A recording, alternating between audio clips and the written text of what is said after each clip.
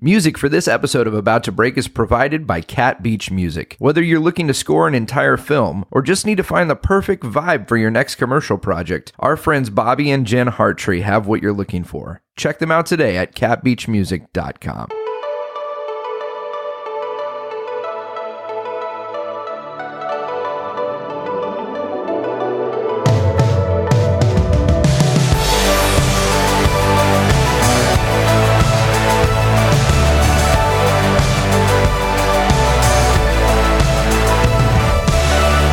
It's episode 78. Ha! Guys, I was overwhelmed today looking at the list of people that we've had on this show and looking ahead at the calendar of the guests that we have lined up already, and I am blown away. Guys, 78, episode 78. Every conversation with wonderful people who are generous and loving, and I feel compelled to say this. It may be a little gushy, but just stick with me. Don't try to be a silo in this industry. Whatever aspect of entertainment you're in, whatever creative art you're putting out there in the world, don't try to go it alone. There are great, wonderful, lovely, beautiful people out there who will share their life and their wisdom with you. I sat down this week with David Doyle, who's on the show today, and you're going to love him. David is an executive producer. He's won 4 Emmys for his work, and he grew up doing magic as a kid and then gave up magic to do stand-up comedy, spent years on the road. We talk all about that. It's a glorious conversation, but my big takeaway is this, guys. David was just a guy I met through a friend, and we stayed in touch. People always tease me on the show that I'm always like, hey, it's my buddy, or it's this. I'm telling you, strangers will become beautiful friends if you don't treat them like strangers. Okay, that's enough preaching. I'm just excited. You're going to love this episode. It's a good one. Couple of things I want to let you know about. Next Tuesday evening, June 26th, we've got our next About to Break live Low Bar Variety Hour. It's going to be at 7 p.m. at the Clubhouse in Hollywood. It's a free show. Free show, free parking, free drinks. It can't get more convenient or wonderful. Please come out. Hope to see you there. Join me and some of LA's top artists doing things that they aren't known for. I love that we created a show and we booked great acts and then we asked them to not do stuff that they've spent years doing, but to do brand new things. It's wonderful. It's so much fun. That's the 26th. About to Break Low Bar Variety Hour. Come out to that.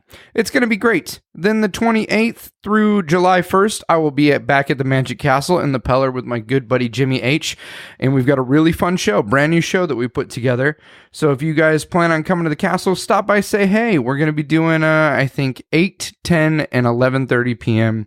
Every night, the 28th through July 1st. July 4th, I'll be at the Queen Mary for their 4th of July celebration. Come out and say hey. And then July 7th, we launch our new Magic on Tap show. This is a unique pop-up magic experience. It's in the Inland Empire. It's in my hometown of Upland. It's very close to my home. And I'm so excited about these shows. I've got Dana Daniels scheduled to come out on July 7th. I've got Chipper Lowell on July 14th. And then I myself will be performing on July 21st. I'll be there every week, hosting, having fun. We'll be doing some close-up magic at the bar. Come on out. Tickets are going fast for that. Thank you to everyone who's already bought tickets, and you want to go grab those tickets right away. Those will sell out. July 11th and 18th, I will be at Scott Neary's Booby Trap. Let me know if you'd like to go to that. I got a few spots on my guest list. I'll add you to that. And then July 28th, I head to Branson, Missouri. I'll be headlining the Silver Dollar City theme park July 29th through August 5th. And then I head to Magic Live. I hope to see you guys at one of these things. If you plan to come to any of those things where I'm at, let's hang out. Let's talk. Let's be not strangers, which is what this podcast is all about, guys. Listen, this is the show where we talk about ups and downs of life in this business. And all I can tell you is that roller coasters, like the one we're all on, are much funner when you don't ride it alone. Okay.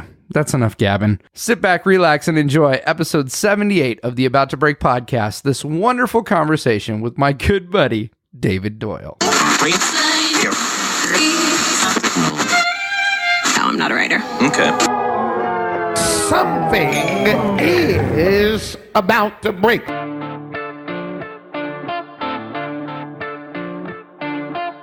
Hey everybody, welcome to About to Break. I'm your host, Taylor Hughes, and I'm so excited to be sitting down right now at his home with my good buddy, David Doyle. How are you, sir? I'm great, man. Thanks for coming. Thanks for having me. It's good to have you in my house. I know. I've got to tell you, and I didn't mention this earlier, but it throws me a little bit that you and I met because of magic, our mutual love of magic geekdom. Yep. But then I show up and you're wearing a LA Kings shirt, and I come in and you've got sports memorabilia. You're not supposed to be able to be a cool sports guy and also be into magic. I think you're an anomaly. I absolutely am. Yeah, and by the way, cool sports guy might be a little bit of a stretch there.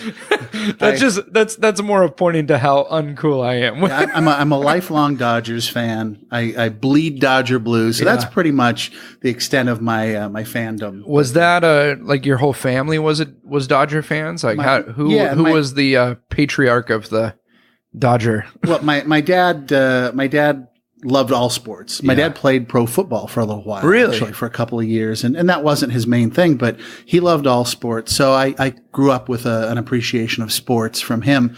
But I OD'd on the football thing a little bit. So baseball was kind of my sport growing up, and living in LA. Yeah, it's the Dodgers, and so he through his business had season tickets, and we used to get the tickets whenever customers weren't using them. So I'd always go to 10, 15 games a year. And some of my earliest childhood memories are walking under the turnstile at Dodger Stadium and Vin Scully, the announcer for the Dodgers. That was the soundtrack of my childhood and my life up to this point. And in fact, you just met my dog, and he's named Scully after Vin Scully. So, and he's a pretty rad dog. He's looking at us now like, what? Did you just call me? Yeah. I went recently, maybe like a year ago, I went to a Dodger game. And it had been a while since I had been. And walking into that stadium totally takes you back to your childhood, to those first times you went. It's kind of like the Magic Castle in a way that it just, as a lot of things change, there's just some nostalgia about that place.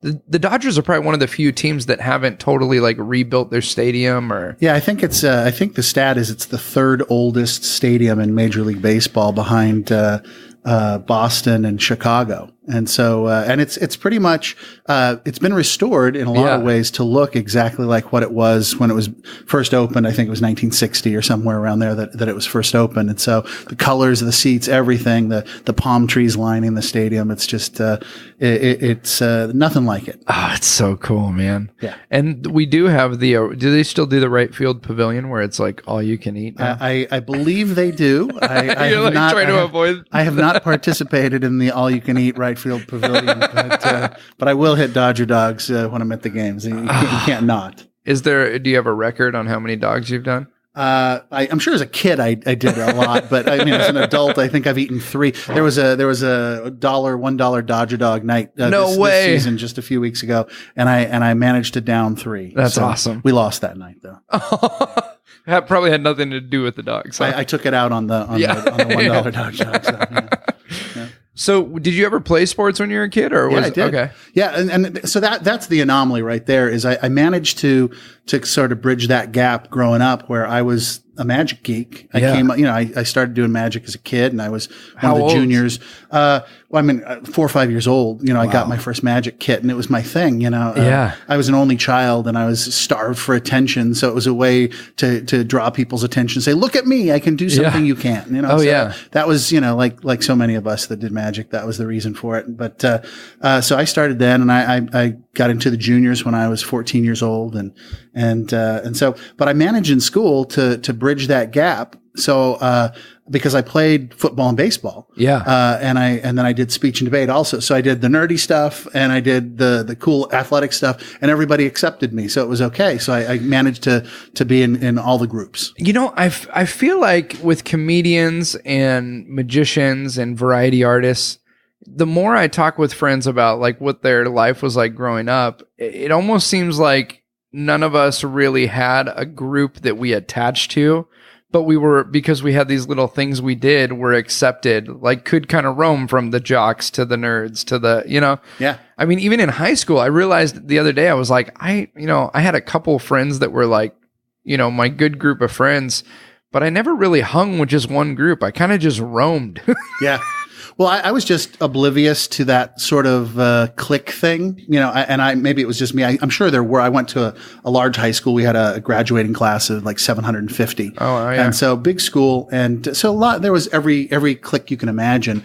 And we had a magic club at the school. Did you start the club? No. So no, I just, I managed to benefit by its existence. And in fact, there was a magic club in my junior high school too. So my seventh grade shop teacher, it was his first year at the junior high school. Okay. And as it was my first year, and he'd come from another school, and he was an amateur magician. He called himself a semi-professional magician because I'm a semi-pro. Yeah, he called himself a semi-pro because he could go out and do charity events, and anytime he figured he was doing something for promotional consideration or whatever, you were a semi-pro. So anyway, so he was a new person at the school. I was a new person at the school. And we just he mentioned as he was introducing himself that he was a semi-professional magician, and that caught my attention. So I talked to him after class and told him I'm not a semi-pro. I'm just an amateur, though I would make money for doing birthday parties and things. So I guess I was more of a semi-pro. You were probably more professional than. But so he introduced me to the Magic Castle. He took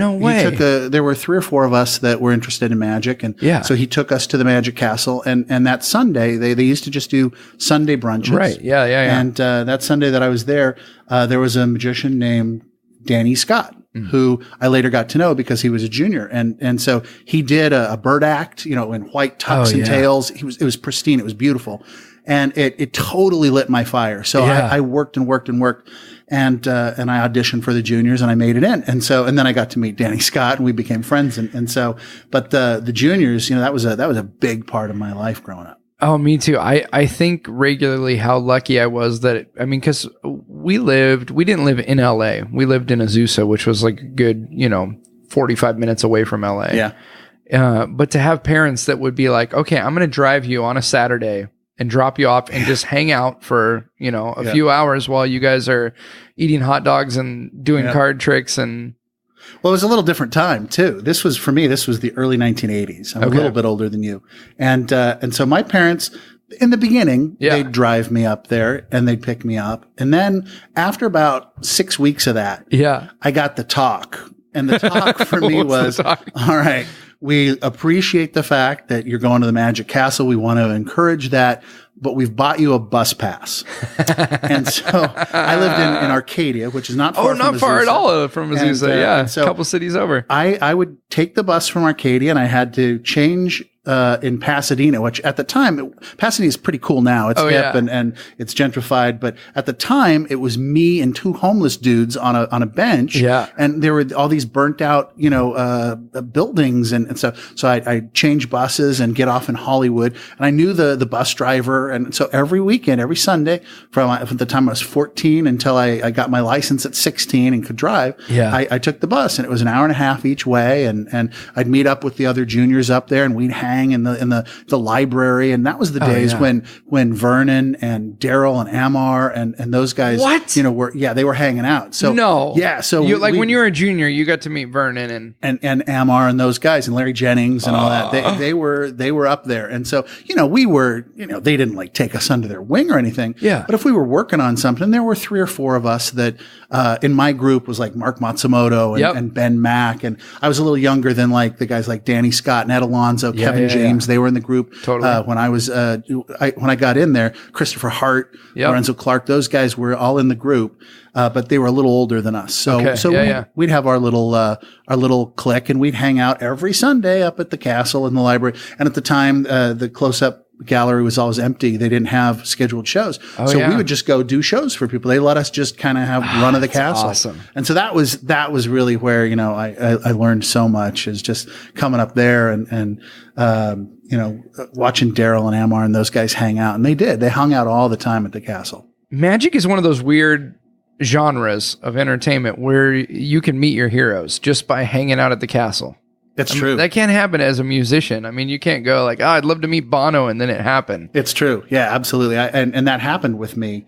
I was coming up. I started with Close Up, and then I did everything. I did a bird act. I did an illusion act. Yeah. And then, but I got into doing comedy magic. And that was my thing. And also at the time, Milt Larson, the founder of the Magic Castle, he owned the Variety Arts Theater downtown LA. Oh, that's right. Yeah. At 9th and Figueroa. And as a junior, I had the opportunity to go and be an usher there to start with. Wow. And then I worked my way up and I did staging and spotlight and I stage managed some shows. And there was a show that Milt produced called Hats Off. Okay. And it was a show about street performers, and Harry Anderson headlined the show. Oh. Harry was a huge influence and a hero in magic. And I got to work with Harry. I was a stage manager of the show, and I got to work with him during the run of the show. And so that was awesome. And I met Steve Martin, who's another really influential guy. Dude. All those guys that, you look up to in this craft. Joel Hodgson was another one.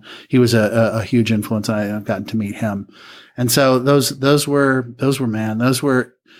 seminal moments when you get to meet these people and realize that real people and attainable, those levels are attainable and things. It's absolutely true. And to have that opportunity to work alongside them. I remember when I was in the juniors, and they do, yearly. We'll talk about this at some point, I guess, but now you work with the juniors at the castle, and you help kind of support them and mentor them. And, we do the Future Stars once a year, where we give the kids an opportunity, the young men and women, an opportunity to audition and act, and then to perform a full week. Yep. And that week that you perform, you are treated like a paid regular performer. Absolutely. And I remember I was booked to work in the Palace when I was 17. And I'm nervous as all can be. Mm-hmm. And they say, there's going to be a special guest MC every night, a different MC. And, they would have every night be a different TV star or performer. I was like, whatever, it's great. But then the moment I freaked out was Wednesday night. I walked in and Harry Anderson was backstage, and I just, the nicest dude to me. And, absolutely. And up until recently, I mean, every couple years I'd email him with a question and he would just reply and send me things for free. And here's my DVD or book or whatever, anything I can do to help you. It was awesome. I remember I thanked him once for helping me with something. And I said, next time you're in LA, I'm going to take you to dinner at the castle. And he just shot back his reply. He's like, me helping you is no grounds for you forcing me to have dinner at the castle.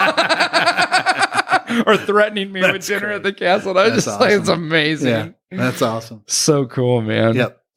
So I like this transformation you went from. You said you did close-up magic, and then you did an illusion act at one point. I did. I think we all at some point wanted to be Copperfield. I started as I auditioned as a close-up act. I had done a lot of parlor stuff, and I did birthday parties and that kind of thing. And so I was used to standing up and being in front of people. But then I did a dove act. So that was the transition. Is I did sort of that classic, doves, manipulation, cards, linking rings, the whole deal. And then it evolved into I added an assistant and did a couple of illusions and things. And that was short lived because I just was so lazy. I didn't want to cart around all the props and things. And I found that I was getting just as good a response off of the talking moments in the show as the silent moments in the show. And so I could carry around my entire act in a bag, stand-up magic. And so I transitioned there. And so that was, to this day, if there's a forte for me in the magic world, it's comedy magic. I made my bones doing that, did It's Magic, with stand-up comedy magic. And, cool. That was my thing. How did the comedy enter the picture? I mean, were you always a fan of Steve Martin and that kind of stuff? Or when did you go, oh, funny is fun? Yeah. Well, so I was doing comedy magic in high school. Yeah. And so, I did well. I made $60,000 my senior year of high school, which was more money than most of the teachers were making. That's crazy. That's still more money than most teachers make. I know, right? That's sad. It's crazy. I realized I was doing that. So I'd do some corporate stuff and then I would do some comedy clubs. As an 18-year-old, I was doing comedy clubs. And it was the late 80s. And that was a time when, comedy was starting to boom. Yeah. Oh, yeah. And, you were looked down upon as a prop act of any kind, Right. magician, juggler, just prop comics, were looked down upon. In fact, I heard about one guy who, his prop bag, somebody peed in it, and so at the time, I was easily influenced by those around me. And so I decided I wanted to work away from the magic. Yeah. And so I lost some love for the art during that time. And just started doing strictly stand-up. Yeah, I transitioned. In fact, I got booked for a week at a new club out of town, and I decided I'm going to leave the props behind. And wow. I didn't know if I had enough time, and as it turns out, I didn't. And but I did the week. Did they get upset about the fact that you weren't doing magic? Yeah, never booked me again there. Because he said, just put magic back in. And I said, I don't have any. I could have gone out and bought a deck of cards and done 6-card repeat and card on forehead. I could have done 10 minutes of stuff. But for yourself at the time, you were like, I need to just. Yeah. I should have done 10, 15 minutes of the set, as a comedy magician to close strong. In that transition, I was stubborn and I just wanted to do it. And I didn't, I did straight stand up and, I'd work the crowd and all that. And by the end of the week, it was getting better. So I knew that I could survive, but I didn't have enough time at that point. I find as an artist, there's times when, you almost can self-sabotage yourself. And it gets really bad for a minute, but then it gets better. There is that thing where you have to go like, look, it doesn't make sense. I'm changing the act, not because people don't like the act, but there's almost that fear of like, I don't want to get stagnant. Yeah. I don't want to just do the same. Another product of growing up at the castle is you see these great influences that you had when you were a kid and you see them 20, 30 years later doing the same thing. Yep. And they've made a career of that, and that's great for them. But I just know I don't want to do that. Sure. I totally relate to the whole thing of like, no, I'm just going to leave it at home. Well, I had one other regrettable moment during that transition, and I got booked to do at the time a huge TV show. It was George Schlotter's Comedy Club on NBC, and that was all the big comics were doing it. And I was booked off of my Comedy Magic set. Okay. And it was I did a character, a bit of a character. I was really, really influenced by Joel Hodgson and Stephen Wright. So I did this sort of deadpan kind of thing. Okay. A lot of one-liners. And so, but as a stand-up, I transitioned out of that into just being me. Yeah. And it was much better, much more freeing as a stand-up to do that. Yeah. But they booked me off of that. So it was almost a year later that I got scheduled to do the show. Okay. And my manager said, you got to do the character. I said, I don't even do the character anymore. I don't even know. It's been a year. It's been a year. Oh, so you're totally out of the rhythm. Totally out of the rhythm. Forgot even.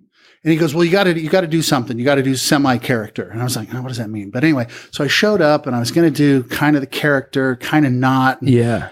I died a dog's death. I bombed so badly. I didn't even, they didn't even air my set on the show. And it was excruciating, but it was, again, it kind of reinforced that it was time to move on. Yeah. You can't go back to that. So at that point, was that the moment where you were just like, screw it, I'm not doing magic not doing it at all. Yep. And I left it behind and I didn't touch magic for almost 20 years. Almost 20 years, and I was away from magic, and I transitioned out of performing into. Did you continue to do stand up for a while, or was it pretty much right then you? Yeah, I did stand up for a couple more years. Yeah, I met my wife; she was a stand up. Yeah, and so I didn't want to be on the road anymore, and so I got into doing other things. So I was writing for a while. I was fortunate enough, got hired to write, and then I got into radio and I did radio morning shows as a producer for a while. My wife was on air. And so I was still doing a little bit of stand up during that time. Okay. But just staying in town. I didn't have to go on the road anymore. Yeah. And then I got into TV work and started from the ground up. And from the moment I got into TV, I had actually a comedy partner at that moment. We were doing a duo act called the Austin Brothers. And it was a pretty funny act actually, but I'd gotten into TV and he wanted to move back home. So when we split, that was it. That was the move. That was 1993. And so I hadn't set foot on stage. Yeah. for all this time up until just last year. I got back up and started doing it a little bit. But I left both magic and comedy behind and just did the TV. How did that transition go into TV? Was it something you were looking to make a shift, or did an opportunity come and it just like one thing led to the other and you found yourself? Both. Okay. Both. I was looking to make a shift, and you know, when you put it out there, when you put out your desires into the ether, right? You know, things magically happen. You know, I'm of the mindset that you just talk to people about what your goals are. Yeah. And even if they're not quite set in stone. Oh yeah. You know, you're putting it out there and things will happen. And I happened to be in a diner and I met an art director. Yeah. Just apropos of nothing. He was an art director in the TV business, and we were talking, and I said, yeah, I'm looking to get into TV work. At the time, I was still doing radio in San Diego. Okay. And he said, you want to get into TV, and why do you want to do it? And I told him, and he said, okay, these are the three things that I think you need to do for anybody who wants to get into TV. I think you need to work the road. I think you need to work for Dick Clark and work for this guy named Michael Seligman. And if you could survive those three things, you can survive anything in the TV business. And yeah. When he says work the road, is he talking about as a comic, or what is it? He just said if you can work the road in general and you can understand that lifestyle. Travel. And I had as a comic and a magician. So I knew that, okay, well, that's one of the three things down. So the next thing was Dick Clark. Work for Dick Clark. Right. So literally, in radio is a very transient business. You know, you get hired on to do a job, you can get fired just that fast. And that's what happened. Yeah. I did 3 different radio shows in an 18-month period of time for 3 different stations. Wow. And so after the third show in that 18-month period of time, it had moved me back to LA. Okay. And so when I got fired from that job, and it's as a producer, you're never fired. It's the main guy gets fired because he pisses somebody off, and the whole show then gets fired. And so that's what happened. I didn't want to be, you know, subject to somebody else's madness. Yeah. And so I decided I want to make that transition. So that guy, that art director who I met in a diner, who I didn't know from Adam, you know, I decided, all right, well, that's the closest I know how to follow a map, a road map in the TV business. I put on a suit and I took my resume and I found Dick Clark's offices. What? And I showed up. Yeah, I showed up and I said, I'm here, Mr. Clark. Well, I said to the receptionist, I'd like to speak to somebody about getting a production job. And she said, a production job? Because, you know, that's not how you get a production job. Right. You know somebody, you submit through a posting somewhere. And she goes, well, I can introduce you to the office manager, and maybe he can talk to you about the mail room. And I said, great. Yeah. So that's exactly what happened. I got a mail room job at Dick Clark's company. And so that was my humble beginnings in TV. I started as a mail room runner. Yeah. And 3 days later, they needed somebody to unload a truck coming back from the Jerry Lewis telethon. Okay. And I went and I unloaded the truck. Yeah. And the production manager on that show said, hey, I need a production assistant to help me close out this show. Are you available? I said, yeah. So I got $5 more a day to be a production assistant on that show. Yeah. Because I was getting $40 a day in the mailroom. I got $45 a day to be a production assistant on wrapping a show. And that production manager ended up being a good friend. We worked together for the next 4 or 5 years, and I moved up as a coordinator and then to be a production manager. And that's how I got going in the TV business at Dick Clark's company. It's so crazy that this is a common story and a very uncommon story, and at the same time, a common thing of like, you've got to be in the place where stuff is happening. Yeah.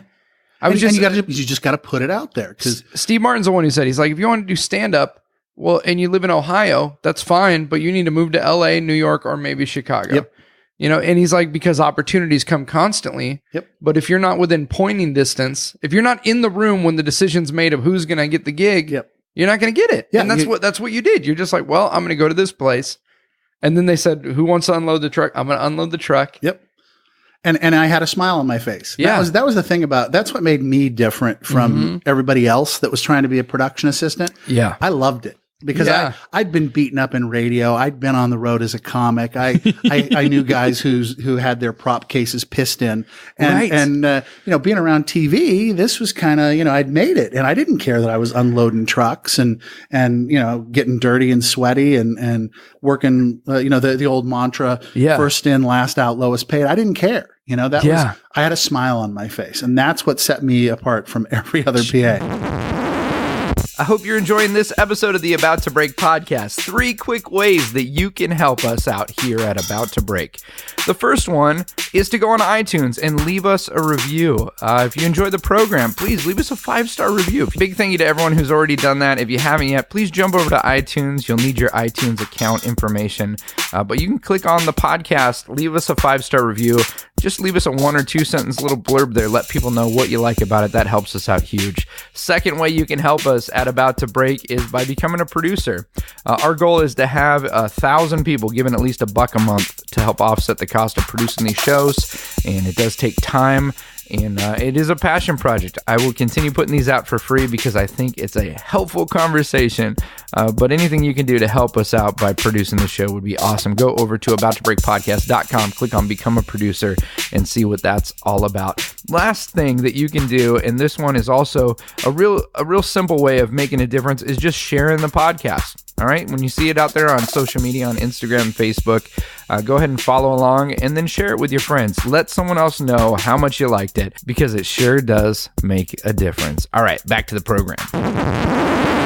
Do you think some of the, being a little bit disillusioned of like thinking, I don't know if you ever thought this, but like, a lot of people think, oh, you travel for a living or you're on the road. That's so glorious. Like, having seen behind the curtain and realized that really wasn't the thing that everyone thinks it is. Yeah. Did that make you a little more appreciative of like, hey, this is steady work and it's, I know what I'm getting into every day. And Now, granted, nothing's wrong with understanding where every red roof inn is in the nation. That's there's nothing wrong with that. And I did all those one-nighter comedy tours, driving from city to city for $100 a day. That was, and the inside of a red roof inn was the only consistency. So there's nothing wrong with that. But yeah, I didn't want to be on the road anymore. Yeah. I had seen the backside of show business. Yeah. And so I was happy to be making that transition, especially because I was transitioning from radio at the time. Yeah. I felt like, most radio people were people that just weren't smart enough or talented enough to get into TV. Yeah. And so I was going to make sure that I was one of them that could, and so the fact that I had to do it running a mailroom or unloading a truck didn't matter to me. See, and most people who are sitting there going, well, I don't get any opportunities. They've turned down how many opportunities to pick up someone's mail. Yeah. You know what I mean? Like you actually said yes to the thing that most people would say no to because you saw that there could be something else in it. You got to create your own opportunities. Buddy, the only way to do that is be inside the door. Yeah. That is so good. Yeah. You talk about that for an hour. Absolutely. Well, it's true. It's sort of the old Field of Dreams thing. If you build it, they will come. If you, no matter what, and it's getting back to what I say, you got to just put it out there in the ether. And so if you want to be a production assistant, you go someplace where they need one. You tell them you want to be a production assistant. You may or may not get hired, but if you tell enough people that's what you want to do, somebody's going to say, okay, we need somebody. Here's $40. Go run mail in the mailroom. And then you're there. And you know what? It took me 90 days as a production assistant before I got a job as a production coordinator. And by the way, talking about, here's a story. The day I got a job as a production assistant, I had business cards printed that said production coordinator because that was the next job up. So that's amazing. Yeah. And so at that point, everybody that I met in the business, I was a production coordinator. I just happened to be doing a production assistant job. 90 days later, somebody believed me that I was a production coordinator and they gave me that job. That's so smart. The day that I got a production coordinator job, I had production manager cards printed. So, and that I did that, you just kind of will it to happen. And, I was prepared though. I knew what I was doing. I studied everybody else. I stayed extra time to see how they were doing their job. Yeah. I didn't mind working 18-hour days. That was, I was doing what I wanted to do. It was all about the process for me. And so it was cool. It was great being there, being around Dick Clark and the other producers that were making real TV, big award shows and things. That was cool. That was awesome for me. Did you ever figure out why he said you need to work for Dick Clark? Was it because it was grueling or it was just, they were doing all the things? This guy happened to be in that end of the business. I'm sure there are lots of different equations for him. Dick Clark was sort of like the proving grounds of it's kind of like my beloved baseball. It's kind of like the farm system. If you come up through Dick Clark, he pays less, but you learn how to do it, at that time anyway. Yep. And there are other places that are like that. And then this other guy that he mentioned, Michael Seligman. Michael Seligman was a coordinating producer that worked on the biggest shows in live television, the Academy Awards, the Emmys, Kennedy Center Honors. And so Michael, I didn't know his reputation, and I got an opportunity to go work for him. Okay. And it was the strangest thing because he said, yes, I'll hire you, but you have to commit to 2 years right now. Now, in freelance TV, you get a 30-day job, a 60-day job, 2 years was that's like the promised land. So I jumped at it. I said, absolutely. Yeah. Well, he was the biggest dick in the business. And now you're locked in. And I'm locked in. And so, the golden handcuffs. But Oscars, Emmys, Kennedy Center Honors, some of the biggest shows in live TV. Yeah. And I learned to do that as a coordinator and then a production manager. And so it was, he yelled every day. We used to be in Sunset Gower Studios was where his offices were. And there's an old wing where it was built, 80 years ago. That's the I Love Lucy studios, right? Yeah. I think so, yeah. And what they used to be Desi Lou, yeah. And so his offices were in the old part of the building that had the old elevator that, when it would go up and be like, you'd hear it. And so I'd get to work really early in the morning because he would come in about 9. And he'd yell at you so much when he was in the office that you just, give you an ulcer. So we'd get there really early to get as much work done as possible. Then right around 9 o'clock, when you heard that elevator, my stomach would do that same noise because that's what it was like working for him. And it was just grueling. It was like, the worst, drill sergeant ever, the most unruly drill sergeant ever. And so, but if you survive that, most of the people that survive working for him go on to produce shows, because you have the credibility of having come through this grueling world. And you just mentioned that you worked there and people go, okay, this guy can take it. They see it on your resume. They know instant credibility right there. You survived that. Oh, well, if you could do the Oscars and the Emmys with Michael Seligman, you can do any show that we're going to throw at you. Yeah. So there was that credibility and I had that pedigree. And so, indirectly, this guy was right. The guy's name was Keaton Walker. He was this art director I got to meet up with him later. Okay. The guy that I met in that diner, and he's passed away. He's long gone by now, but he was right. And I told him so, after I'd worked the road, I worked for Dick Clark. I worked for Michael Seligman. It's the same equation can work in magic or stand up or acting or whatever. Yeah. But you just need to put yourself into these situations where it's challenging, it's grueling, but there's opportunity. And if you survive it, you stretch yourself and test yourself, you can come out the other side and have that pedigree and that credibility to go on and do bigger, better things. Man, this goes back to the fact that, a lot of people who want to get into entertainment, they somehow have this idea that it's an easy job. Oh man, I'd love to be able to act and do the thing I want to do. And, once a week I go and I film and the rest is time, I'm just, and it's the people that make it in this business, this overarching entertainment business, are the ones that will work their ass off. And absolutely, when they've got nothing left, they'll give it another 48 hours and do 100%. 100%. I used to say that, anybody that starred in their high school production of Our Town, then, moved to Hollywood thinking that they were going to be a star and it was going to be easy like that. And they were, the best, Kinko's photocopier, in town, ultimately, but it's hard, it's grueling. And the people that are successful more often than not are the people who will put in the work and do the time and aren't in a rush either. That was one thing. My dad, who wasn't in the business at all, he was in the trucking business. The best piece of advice he ever gave me was, he said, no matter what, don't be tempted to take a shortcut.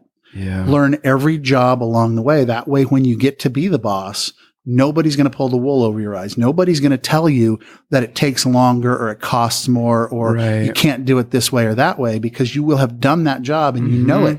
And I took that premise into everything I did, whether it was magic or TV. Right. And so in TV, I worked my way up from mailroom on, and I know, I'm an executive, a television executive, and I know how all those jobs work because I've done them all. Well, and not only are you protected by knowing what's needed in those areas, but you also garner this respect because when you're talking to someone who's in a role, they know their job. People can tell if you're just, flippantly giving direction, or if you really get what the project needs and understand their role. Yep. There's a different appreciation. And you can tell the difference between somebody who knows how to do it and somebody who doesn't. So when you're hiring too, you're not gonna hire the wrong person. Right. That's death. Oh yeah. But I remember at one point I was dating a girl, and she had a friend, and they were talking one day, almost in a pejorative way, about me.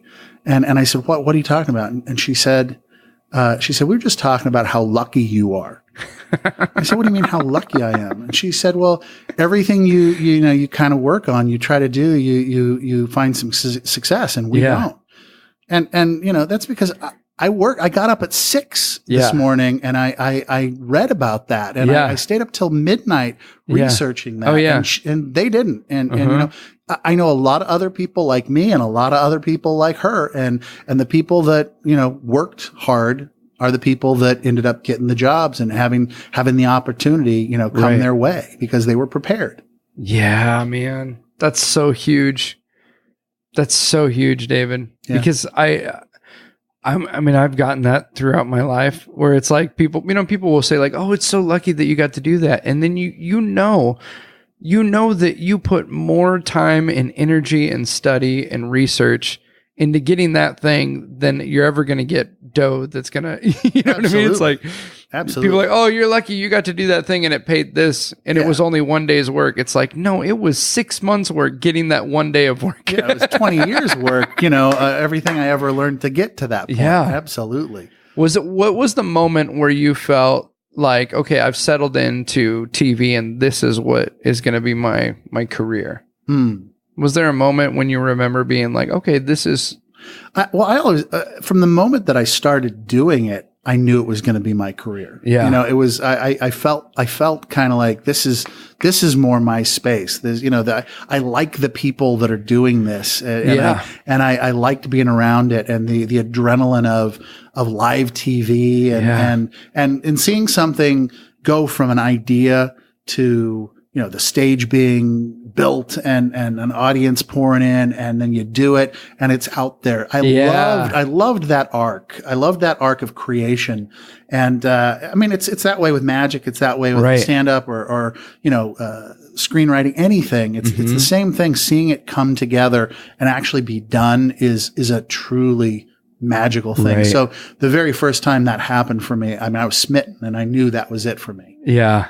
There is it's funny when you're doing production, there's a rush that comes along with it where you're almost like, you're working on a project and there's that moment right before it actually happens, whether it's a live event or a TV production or a film, whatever it is, where you feel like, I'm not going to survive this thing. Yeah. This thing's going to kill me. And then when it's over, you oddly miss it. Oh, sure. Yeah. And you don't want to let it go, right? Right. Yeah. It's that letting go, the moment when, on anything that you're going to edit or whatever, even a piece, a performance piece. Yeah. You can work it until it's dead almost. And you have to let go and move on to the next thing.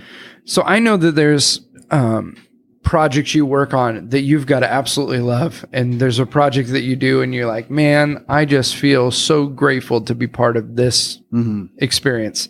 But then I also know throughout your career there's had to been moments that we all have, whether they're live shows or a TV show, where you go, this is just work. This is just it's so close to the thing you want to do, but it really is just, okay, it's paying the bills. How do you manage those projects that sometimes don't give you the joy points, but are just something you need to do, and you still got to put your heart and energy into it? Yeah, I think, look, when you're a professional at something, that there's a job to be done, right? And it doesn't matter.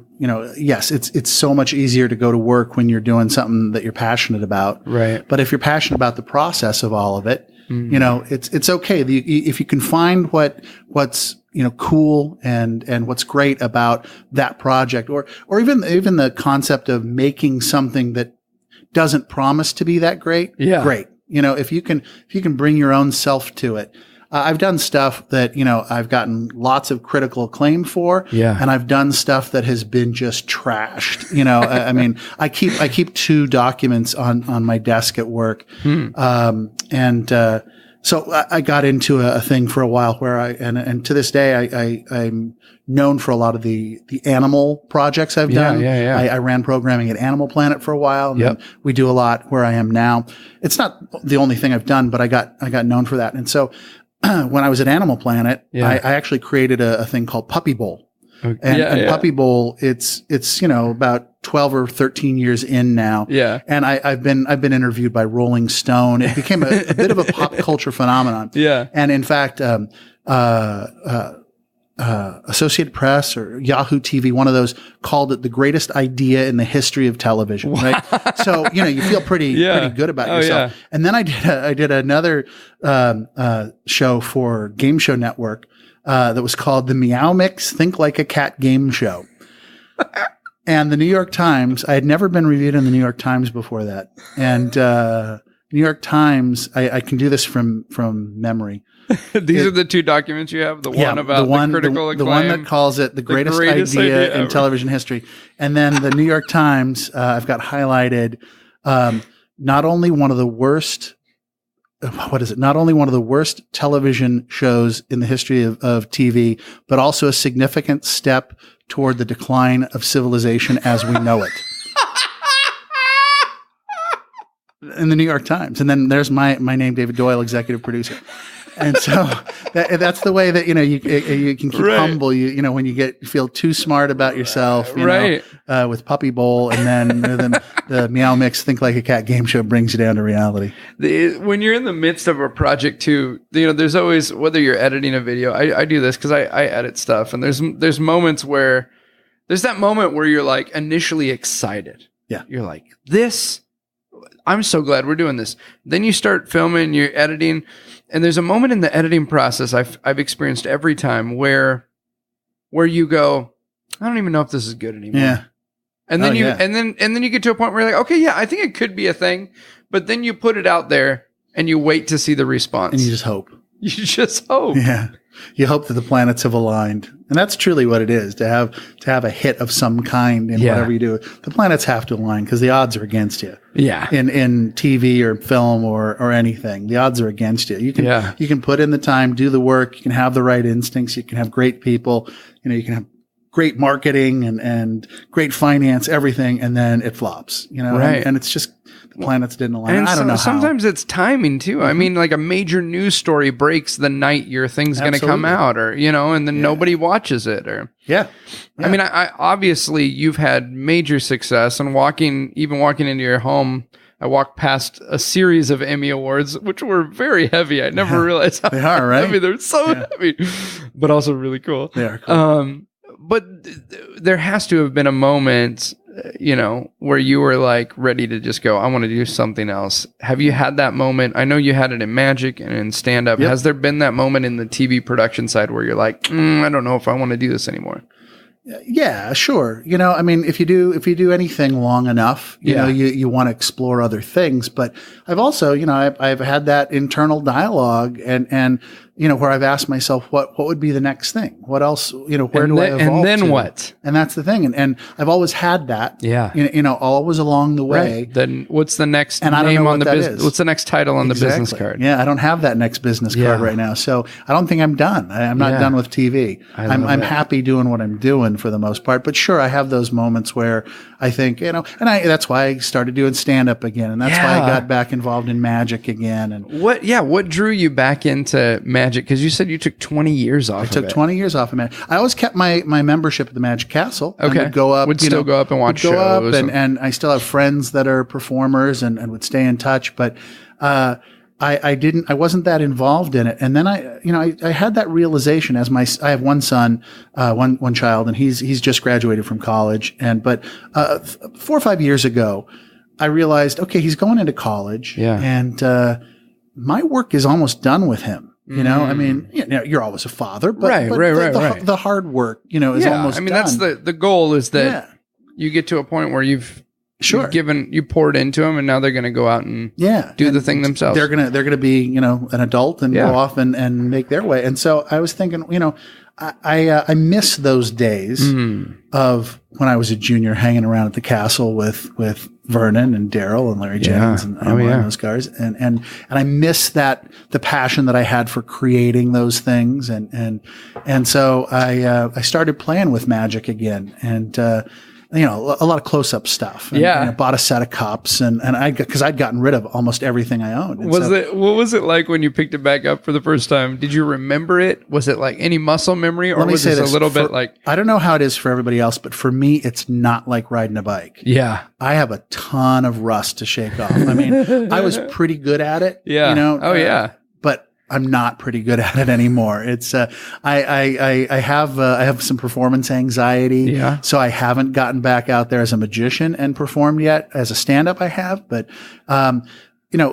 picking up that set of cups and trying to do a wand spin and those. I mean, the wand went flying out of my hands, and very ham-handed. So there's a lot of rust that I've had to shake off. But I love it. I've totally geeked out, and I have a little more expendable income, so I've been able to get buy some of the toys you didn't have when that I you were didn't younger. have. Yeah. When I had to make do with a roll of toilet paper and a plunger and be creative. Oh yeah.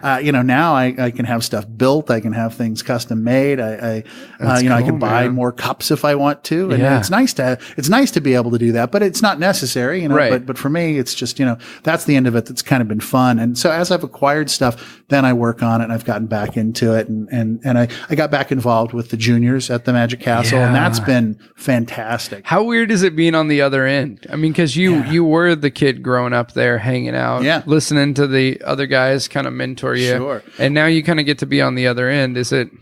It's I catch myself saying, well, when I was in the juniors back in my day, I never wanted to be that dude. Right. But two of the other committee members are Steve Barnes, who was a junior with me, and Scott Tokar, one of the greatest corporate guys out there.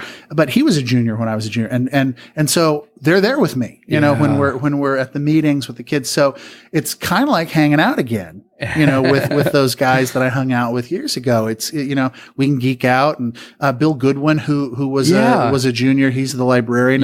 He's always there for the junior meetings, and so it's very cool being back involved and being able to mentor some of the kids and see their growth. The program's bigger than ever. Back when I was back in my day, we had like 30 members or so. Yeah, same when I was in it. It was kept at about 30. And it's about 90 now. So it's a huge program. Moly. Yeah. And back in the day it was mostly stage performers, and now it's mostly close-up acts with just a few stage performers. But these kids are amazing. So, I mean, some of the talent in the group is unbelievable. Far surpasses when I was in the group. And a lot of the guys have gone on to do great things that were in the group when I was there. But there's some guys that are just unbelievly do knuckle buster stuff. Oh yeah. And cardistry wasn't even a thing when we were kids. It was like, there was like 2 card flourishes. One-handed. Let me see your one-handed fan. That's it. Wow. So it's very cool being back involved, and the program's better than ever. And we're turning out some great kids. And now at the castle, the juniors do every Saturday and Sunday brunch in the close-up gallery. And we have several venues for them. So there's multiple venues to do close-up. And then now we've just added a stage act on the Palace stage during brunch, which is so fun, man. I've gotten to be there a couple of times when some of the juniors that I know were doing the stage, and to see how excited and also how you could tell. The audience wouldn't be able to tell, but as a performer, Absolutely. But it's great for them because they get to work out their act. And we do have what you mentioned before, the Future Stars of Magic Week, which is the 1 week a year that the AMA, Academy of Magical Arts, turns over the full week to the juniors program to book each room. So all the rooms are filled with juniors and a few special guest acts and things. And so we spent a lot of time during the year working toward that week because it's our goal to make that week as strong, if not stronger, than any other week you're going to see if you're going to go up to the castle as a guest. Oh yeah. There's something so special about that program. And I mean, I think about the guys that I was lucky enough to be in with. I mean, it was like Danny Cole and Joel Ward and like David Gabay, like all these guys we're all still doing it. Awesome. And, it's just wild. There is something about getting together with like-minded people and being like, hey, let's take this serious. And there are other great clubs, for all kinds of things, but other great magic clubs and Tannen's Magic Camp and all that, but the juniors, it's just, I don't think there's anything quite like it because of the castle, because of the infrastructure that you get to share when you're there, because of a lot of the pros that will come and give back by lecturing or hanging out during the sessioning time. And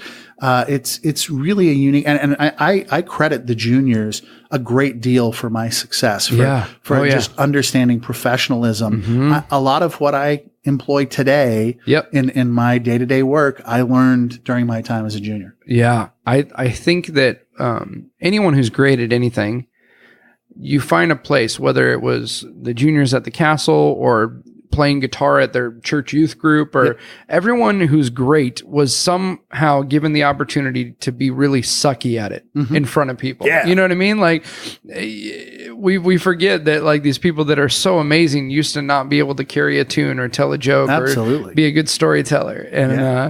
And so I think whatever area of interest you're in, and not only do you need to find a space where you can be bad as you're growing, you got to be able to suck, but also for us to remember those of us who are doing it, to give that next generation the opportunity, because as the bar gets raised, it gets harder to step into a comedy club today than it did when, in the 70s when comedy clubs were first popping up, so it's good, man. It's a good reminder. Absolutely. This has been awesome. This has been so encouraging.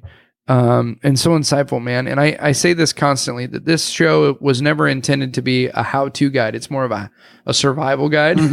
And I think you've dropped so much great wisdom, but I would love to ask you, man, just like that advice you got from the gentleman at the diner, what would you say to someone right now, at this 2018 who's wanting to hop into doing TV? What would you say to them that maybe you wish someone said to you when you were younger? Well, okay, here's the advice that I get asked this because we get people coming in, college programs, and we have interns and all that. And I give very little advice unless they ask specific questions. But I'll say these few things. I say, write down everything that somebody tells you to do.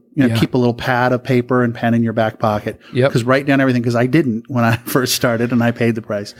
Have a smile on your face, because that's what'll set you apart from other people. Yeah. And then the old cliche, show up, shut up, keep up. Yeah.